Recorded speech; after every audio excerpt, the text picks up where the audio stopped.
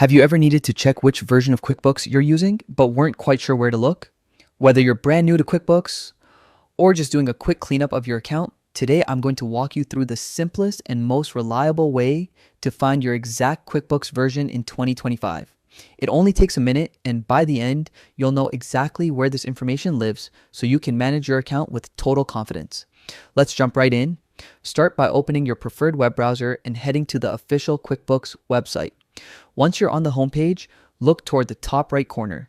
You'll see a sign in button. Go ahead and click that.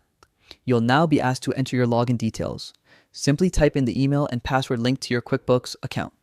If you can't remember your password, no stress. There's always an option to recover or reset it. Once you're logged in, QuickBooks will take you straight to your main dashboard where you can access everything related to your business finances. Now it's time to check your version. Look for the small gear icon. This is the settings menu. Click it and a list of options will appear. From here, select subscriptions and billing. This section holds all the important information about your current QuickBooks plan. Inside subscriptions and billing, you'll see your active QuickBooks subscription.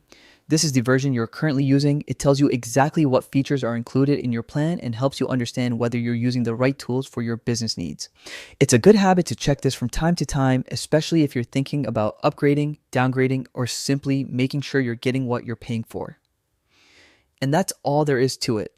In just a few clicks, you can see your QuickBooks version and stay informed about the plan that supports your business operations. Knowing this information helps you make better decisions, keeps your workflow smooth, and ensures your software matches your goals.